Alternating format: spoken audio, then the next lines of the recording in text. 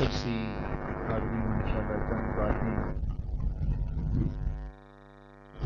اللہ رب العزت کے خاص اور بڑے ہی چنیدہ لوگ ہوتے ہیں جنہیں اللہ رب العزت اپنے دین کی خدمت کے لیے منتخب فرماتا ہے، اور جنہیں رب منتخب فرماتا ہے دین کی خدمت کر کے دنیا سے جاتے ہیں، اللہ رب العزت ان کا انعام ذکر فرماتا ہے سَيَجْعَلُ لَهُمُ الرَّحْمَنُ وُدًّا۔ اللہ رحمان مخلوق کے دلوں کے اندر اپنے پیاروں کی محبت کو ڈال دیتا ہے۔ یہی وجہ ہے کہ اللہ والوں کی محبت مخلوق کے دلوں سے نہیں نکالی جا سکتی۔ زور لگانے والے اپنا اپنا زور لگا کر تھک جاتے ہیں، ولی کی محبت کے چرچے 100 سال بعد بھی زندہ نظر آتے ہیں۔ اور یہ لوگ کتنی شان و عظمت کے مالک ہوتے ہیں، دین کی خدمت کرنے والے۔ ہمارے بڑے علامہ ہوئے علامہ تفتازانی، بڑا ان کا نام ہے، تیمور لنگ بادشاہ کے دربار میں تھے، وہ بھی بڑا جابر بادشاہ اور بڑی سلطنت تھی اس کی۔ اچانک چھت سے چڑچڑاہٹ کی آواز آئی، حضرت علامہ تفتازانی علیہ الرحمہ فوراً دروازے کی طرف نکلنے لگے۔ بادشاہ وہاں کھڑا تھا، کہنے لگا علامہ صاحب اتنی جان کی فکر ہے، ادھر اتنی سلطنتوں کا بادشاہ ادھر ہی جم کے کھڑا ہے اور آپ فوراً اپنی جان کو بچانے کے لیے بھاگ رہے ہیں۔ علامہ تفتازانی علیہ الرحمہ نے فوراً ایک جملہ کہا، فرمایا بادشاہ تو آج مرے گا، اگلے لمحے ہی تیری سیٹ پر کوئی نہ کوئی نکما بیٹھ جائے گا، اور علامہ تفتازانی جیسا بندہ گیا تو دوبارہ نہیں ملے گا۔ فرمایا عالم ربانی ہونے کے لیے بڑا وقت لگتا ہے، اس لیے تیری جان کی اتنی قیمت نہیں ہے جو میری جان کی قدر و قیمت ہے۔ فرمایا ہمیں معمولی مت سمجھنا، ہماری جان کی بھی بڑی قدر و قیمت ہے، اور بے شک اللہ رب العزت اپنے پیاروں کے مرتبے کو اسی طرح بلند رکھتا ہے، اور مخلوق کے اندر پھر ان کی محبت اس طرح بڑھتی ہے۔ اور یہ بھی یاد رکھیں کہ پڑھنے پڑھانے کے سلسلے تو ہر طبقے کے لوگ کرتے ہیں، لیکن ان کے دنیا کے جانے سے بعد جن کے نام کے عرس ہوں، جن کا مزار ہو، جن کے چرچے ہوتے رہیں، وہ ہوتے ہیں تو اللہ کے فضل سے سچے سنی ہی ہوتے ہیں۔ اس کا کیا مطلب؟ قرآن و حدیث تو سارے پڑھتے رہے۔ علماء فرماتے ہیں ایک طرف وہ ہیں جو ساری زندگی ورفعنا لک ذکرک کا چرچا کرتے رہے، وہ اللہ کے محبوب صلی اللہ علیہ وسلم کے ذکر کی شان و عظمت کو بلند کرتے رہے۔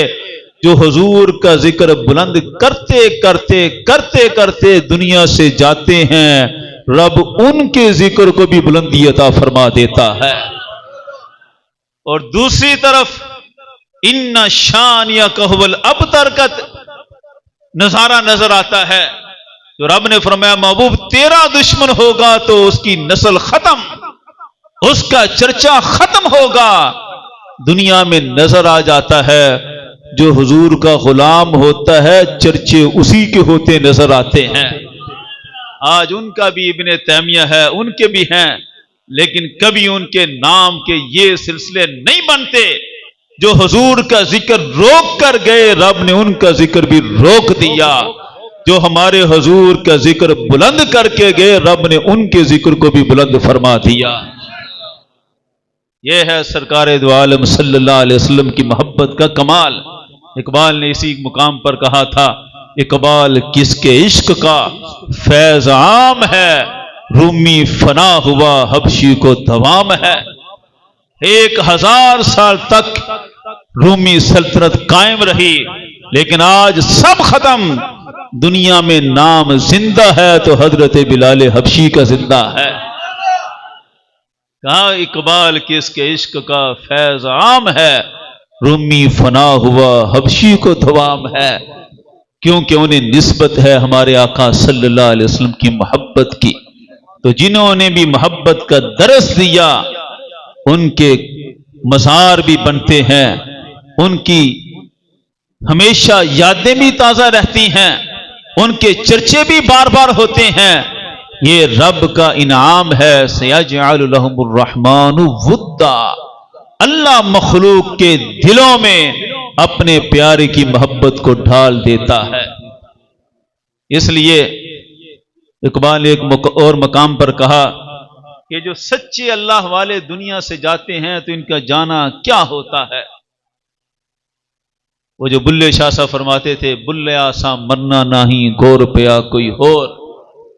اقبال کہتا ہے تخم گل کی خاک زیر خاک بھی بے خواب ہے، کس قدر نشو و نما کے واسطے بے تاب ہے، زندگی کا شعلہ اس دانے میں جو مستور ہے، خود نمائی خود فضائی کے لیے مجبور ہے، پھول بن کر اپنی تربت سے نکل آتا ہے یہ، موت سے گویا قبائے زندگی پاتا ہے یہ، موت تبدیل مذاق زندگی کا نام ہے، خواب کے پردے میں بیداری کا ایک پیغام ہے۔ یہ اقبال کا تھوڑا مشکل کلام، اس کا خلاصہ یہ ہے کہ جو بھی پھول نکلتا ہے، فرمایا بظاہر پھول اپنی عمر گزار کے اپنا وقت گزار کے مرجھا جاتا ہے، لیکن جاتے جاتے اپنا بیج زمین کے اندر پھینک جاتا ہے۔ وہ جو بیج زمین کے اندر جاتا ہے وہ زمین کے اندر دب کے بھی پھر بے قرار ہوتا ہے، اور پھول کچھ عرصے بعد دوبارہ نکل آتا ہے۔ فرمایا یہ ہے اللہ والوں کی موت، بظاہر وہ قبر میں جاتے ہیں لیکن دنیا کے اندر علم کا فیض پھیلا کر جاتے ہیں، محبت رسول کی خوشبوئیں بکھیر کر جاتے ہیں، مٹی میں جاتے جاتے بھی اپنے فیض کا ہر طرف چرچا کر کے جاتے ہیں، وہ مٹی میں چلے بھی جاتے ہیں، رب ان کی خوشبوؤں کو ہر طرف بکھیر دیتا ہے۔ اور میں اللہ والوں کی زندگی یہ ہوتی ہے اور اللہ والوں کی موت بھی یہی ہوتی ہے۔ آج ہی درس مسلم شریف کے دوران وہ سبق آیا، حضرت ربی بن حراش، وہ مسلم شریف کے راوی آئے، امام نووی علیہ الرحمہ نے ان کا تذکرہ ذکر کیا، فرمایا یہ وہ تھے، 3 بھائی تھے، ربیع اور مسعود۔ امام ابن ابی دنیا میں من عاش بعد الموت کے اندر تفصیل لکھی، فرمایا یہ تینوں ایسے تھے جو مر بھی چکے تھے تو پھر بھی لوگوں سے کلام کرتے تھے۔ حضرت مسعود کا ذکر کیا، کہا یہ کیا تھے؟ تابعین کے طبقے میں ہیں۔ فرمایا تابعی ہیں، مولا علی کے راوی ہیں، مولا علی سے فیض پایا۔ فرمایا جب فوت ہوئے ان کے بھائی دوڑتے ہوئے آئے، اپنے بھائی سے لپ کے رونے لگے جدائی میں۔ اب فوت ہونے والے بھی اللہ والے تھے، تابعین کا طبقہ کس قدر زہد و تقوی کا طبقہ ہوتا تھا، ہمارا اس انداز سے اندازہ لگائیں تابعین کے طبقے کے اللہ کے ولی کس لیول کے ولی ہوتے تھے۔ ہمارے اس خطے میں ایک بابا فرید ہیں جن کا لقب ہے زہد الانبیاء، کہ نبیوں جیسا زہد کمایا، اور تابعین کا طبقہ وہ تھا کہ جس طبقے کے افراد کو کہا جاتا تھا یہ زہد الانبیاء والے ہوتے ہیں، وہاں ہر عابد زاہد اس مقام کا ولی تھا۔ تو حضرت مسعود اس مقام کے تھے، فوت ہوئے، بھائی دور سے دوڑتے ہوئے آئے لپ کے، اتنے میں حضرت مسعود اٹھ کر بیٹھ گئے، کہنے لگے بھائی روتے کیوں ہو، رب نے تو مجھے جنت عطا فرمائی ہے۔ حضرت عائشہ صدیقہ رضی اللہ تعالیٰ عنہ تک پیغام پہنچا، ایک بندہ فوت ہوا تھا پھر بھائی کے لیے اٹھ کر بیٹھ گیا۔ آپ نے فرمایا کوئی بڑی بات نہیں ہے، یہ ہمارے آقا صلی اللہ علیہ وسلم کا فرمان تھا کہ میری امت کا ایک فرد دوبارہ اٹھ کر لوگوں کو اپنا پیغام دے کر جائے گا۔ الغرض ولیوں کی کامل زندگی اسی انداز کی ہوتی ہے۔ حضرت ربی انہوں نے اپنے بھائی کی شان کو دیکھا، آگے جملہ بڑا کمال کیا ہے حضرت مسعود کا، کہنے لگے میری میت کو جلدی دفناؤ، جلدی جنازے کی تیاری کرو۔ پوچھا اتنی جلدی؟ فرمایا جلدی کرو، میرے حضور میرا انتظار فرما رہے ہیں۔ آج اہل سنت کا یہ عقیدہ ہے، اور تابعین کے طبقے میں بھی یہی عقیدہ تھا، تابعین کے صالحین بھی اس عقیدے پر گئے۔ حضرت ربیع کہنے لگے میرے بھائی کی اتنی شان تھی، میں نے بھی حلف اٹھا لیا، میں بھی اتنی دیر تک مسکراؤں گا نہیں جتنی دیر تک میں بھی اپنا ٹھکانہ نہ دیکھ لوں۔ جیسے ہی فوت ہوئے چہرے پر مسکراہٹ آ گئی۔ تیسرے بھائی نے بھی یہی حلف اٹھایا، وہ بھی اتنی فوت ہونے کے بعد غسل دینے والے غسل دیتے رہے، وہ مسکراتے رہے۔ اب یہ ہے اللہ والوں کی موت اور زندگی۔ حضرت میاں صاحب فرماتے تھے مرن تھی اگے مرگے جیڑے، پھیرو نہ کی مرنا، دنیا اتوں جس دم بھاگے ظاہر پردہ کرنا۔ یہ اصل شعر تو شاہ صاحب یہ سنائیں تو وہی سننے کا آپ کو مزہ آئے گا۔ باز عاشق ہن تک زندے، دنیا اتے وسدے، خاصاں تائیں ظاہر دس دے، آما پیت نہ دس دے۔ روڈاں وڈ ندی وچ سٹیا، تاہاں وی نہ مویا، آ محبوباں دے دروازے پھر سوالی ہویا۔ یہ ہے عاشقوں کی زندگی، عاشقوں کی موت۔ حضرت جامی صاحب فرماتے تھے یک بار میرد ہر کسے، بیچارہ جامی بھا رہا، کہ ایک دفعہ تو سارے مرتے ہیں، جامی جو روز روز مرتا ہے خدا رسول کی محبت میں، یہ جب مرے گا تو کبھی بھی نہیں مرے گا۔ یہ ہے سچی زندگی۔ فرمایا بیچارہ جامی بھا رہا، بار بار اللہ کے رسول کی محبت میں مرتے ہیں، لیکن جب مریں گے تو پھر کبھی بھی نہ مریں گے۔ فَلَنُحْيِيَنَّهُ حَيَاةً طَيِّبَةً، اللہ فرماتا ہے جو عمل صالح کر کے جاتا ہے رب پہلے سے بھی ستھری زندگی عطا فرما دیتا ہے۔ اس لیے کامل زندگی یہی ہے کہ رب رسول کی رضا میں گزر جائے، اور علماء ربانیین ایسی ہی کامل زندگی گزار کر جاتے ہیں۔ ایک ایک لمحہ ان کا بہت قیمتی ہوتا ہے۔ یہ علماء ہمارے آقا صلی اللہ علیہ وسلم کی امت کے اس شان و عظمت کے مالک ہیں۔ سید عالم نور مجسم صلی اللہ علیہ وسلم نے علماء کی شان و عظمت کو بیان فرمایا۔ ہمارے حضرت مجدد الفسانی علیہ رحمہ وہ حدیث نقل فرماتے ہیں اہل علم ان کا مقام کیا ہوتا ہے۔ مجدد صاحب فرماتے ہیں سید عالم صلی اللہ علیہ وسلم کا فرمان کہ ایک عالم ربانی، ایک عالم دین جب کسی قبرستان سے گزر جاتا ہے، اس کی خیر و برکت کتنی ہوتی ہے۔ جس علاقے میں بیٹھے، جس خطے میں وہ ڈیرے ڈال لے، اس کی خیر و برکات تو ایک طرف، فرمایا جس قبرستان سے ایک دفعہ رب کے دین کا عالم گزر جائے، رب 40 روز تک مردوں سے عذاب کو اٹھا لیتا ہے۔ حضرت مجدد صالح رحمہ فرمانے لگے میرا جب علم دین کا سلسلہ مکمل ہوا، فرماتے ہیں جب علم دین مکمل پڑا اور حضرت خواجہ باقی باللہ علیہ رحمہ کی توجہات سے کشف کا علم بھی حاصل ہوا۔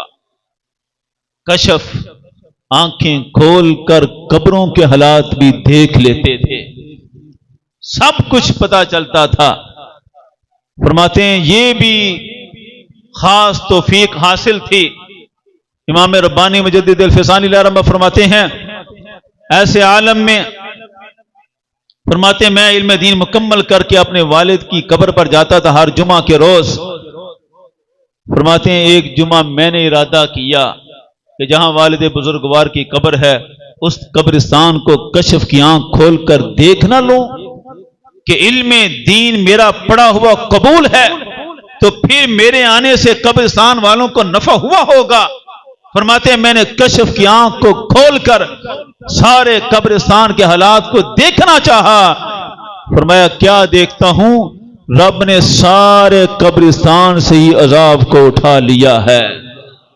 اور آپ فرماتے ہیں مجھے آواز آئی یہ زبدۃ المقامات میں ملا ہاشم کشمی رحمۃ اللہ تعالی علیہ انہوں نے آپ کے حالات قلم بند کیے تو اس میں یہ واقعہ لکھا. فرماتے ہیں مجدد پاک فرماتے ہیں مجھے آواز آئی کہ اے شیخ احمد سرہندی، یہ تو ایک عام سے عالم دین کی شان ہے کہ جب وہ ایک قبرستان سے گزرتا ہے رب اس کی برکت سے قبرستان سے 40 روز تک کے لیے عذاب کو اٹھا لیتا ہے. آپ جیسا عالم ربانی جسے رب نے مجدد الف ثانی بنانا ہے، فرمایا آپ تو پہلے دن جب اس قبرستان پہ آئے تھے رب نے قیامت تک سب مردوں سے عذاب کو اٹھا لیا تھا. فرمایا رب اپنے علماء کی بڑی برکتیں عطا فرماتا ہے. یہ ہے شان اہل علم کی، علماء کی. رب کتنی برکتیں عطا فرماتا ہے اپنے علماء ربانیین کے صدقے. خوش نصیب وہ لوگ ہوتے ہیں کہ جنہیں علماء ربانیین کی خیر و برکت میسر آتی ہے. یہ سید عالم صلی اللہ علیہ وسلم کی وراثت کے حامل اللہ رب العزت انہیں وہ مقام و مرتبہ عطا فرماتا ہے جو عام کسی کو میسر نہیں آتا. شیخ سعدی علیہ رحمہ ایک حکایت لکھتے ہیں، کہتے ہیں ایک بادشاہ کے 2 بیٹے تھے. ایک بیٹے کو دین پڑھنے میں بڑی رغبت تھی، وہ نکل گیا علماء کی مجلس میں بیٹھتا، صالحین کے قرب میں جاتا. ایک بیٹا بادشاہ کے قرب میں ہی رہا، وہ مصر کا ہی بادشاہ تھا. شیخ سعدی نے جس طرح بیان کیا، کہتے ہیں کہ بلا ہر وقت گزرتا گیا، بیٹا عالم دین بن گیا، دوسرا بیٹا بادشاہ کے قرب میں رہ رہ کر بادشاہ بن گیا. جب بادشاہ دنیا سے چلا گیا بادشاہ کے پاس رہنے والا اسی کا جانشین تخت نشین بنا. تو اپنے بھائی کو کہنے لگا تمہیں کیا حاصل ہوا، تم نکل گئے، میں ابا کے قریب رہا، آج میں تخت پر بیٹھا بادشاہ ہوں. اس نے کہا کیا فرق پڑا، جس تخت پر تم بیٹھے ہو اسی مصر کے تخت پر کبھی فرعون بیٹھا تھا. تم نے پائی ہے تو فرعون کی وراثت پائی ہے اور میں نے پائی ہے تو اپنے نبی کی وراثت پائی ہے. اور میں کہاں فرعون کی وراثت، کہاں امام الانبیاء کی وراثت. فرمایا تم میرے لائق نہیں ہو، میرا ظاہر مت دیکھو، اللہ رسول کی بارگاہ میں ہمارے مقام و مرتبے کو تولو کہ رب تو ایک قدم لگ جائے، دنیا کی جتنی مرضی طاقتیں آ جائیں یہ ساری طاقتیں زمین کے اوپر ہیں، زمین کے نیچے کسی کا کوئی پروٹوکول نہیں، سب ختم. بڑے بڑے بادشاہ بھی سب رل گئے، زمین کے نیچے کسی کا پروٹوکول نہیں.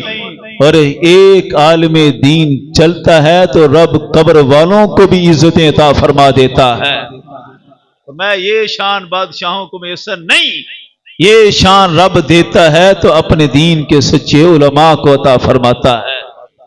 اس لیے علماء ربانیین پھر ان کی ذمہ داریاں ہوتی ہیں ہر زمانے میں دین کو زندہ رکھنا، دین کا احیاء کرنا. یہ جو فرمایا گیا علماء امتی کے انبیاء بنی اسرائیل، فرمایا میری امت کے علماء وہ بنی اسرائیل کے انبیاء کی مثل ہیں تبلیغ دین میں، مقام و مرتبے میں نہیں. کوئی غیر نبی کی مثل مقام و مرتبے میں ہو ہی نہیں سکتا. لیکن فرمایا جس طرح کی تبلیغ پہلے دور میں نبی کر کے جاتے تھے ایسی تبلیغ کرنے کی توفیق رب اس امت کے علماء کو عطا فرماتا رہے گا. ختم نبوت کی بے شمار دلیلوں میں سے ایک دلیل علماء ربانیین کا وجود قرار دیا گیا. فرمایا پہلے امتیں جب کلمہ پڑھتی مسلمان ہوتی، لیکن ایک نبی کے جانے کے بعد کچھ ہی عرصے بعد لوگ بگڑ جاتے، پھر نیا نبی آتا، پھر ان کو خدا کے دین میں داخل کرتا، پھر لوگ کلمہ پڑھتے، لیکن بار بار بگڑتے رہے. اللہ رب العزت نے ہمارے آقا صلی اللہ علیہ وسلم کو تاجدار ختم نبوت بنا کر بھیجا.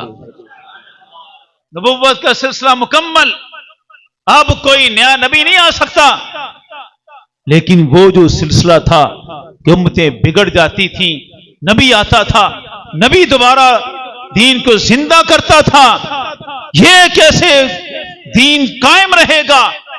اس سوال کا جواب ہمارے آقا صلی اللہ علیہ وسلم نے عطا فرما دیا۔ فرمایا علماء امتی کانبیاء بنی اسرائیل، فرمایا کوئی نبی نہیں آئے گا، میری امت کے علماء ہی نبیوں جیسا مشن پورا کرتے رہیں گے، نبیوں کی طرح تبلیغ دین، احیاء دین۔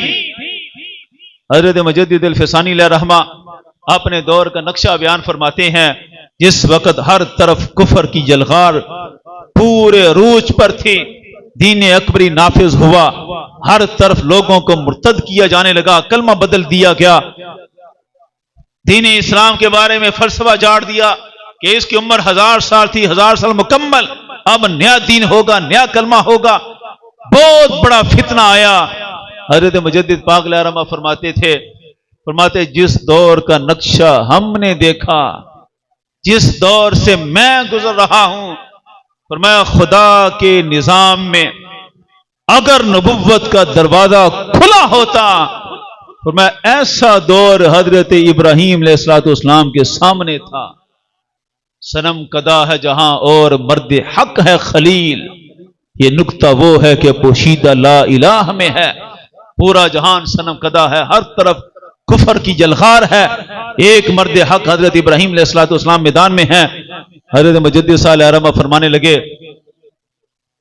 فرماتے ہیں اتنا سخت کفر کا دور ہے، علماء کو خط لکھا ایک آپ نے، فرمایا اگر خدا کی بارگاہ میں نبوت کا سلسلہ باقی ہوتا، حضرت ابراہیم علیہ السلام جیسا اولو العزم پیغمبر دنیا میں آتا، وہ آ کر خدا کے دین کو زندہ کرتا، لیکن فرمایا علماء ہمارے نبی صلی اللہ علیہ وسلم کے بعد قیامت تک کوئی دوسرا نبی کبھی نہیں آ سکتا، فرمایا اس کڑے امتحان میں بھی، اتنے سخت کفر کے دور میں بھی دین کو زندہ کرے گا تو ایک عالم دین ہی زندہ کرے گا، فرمایا کوئی نبی نہیں آئے گا۔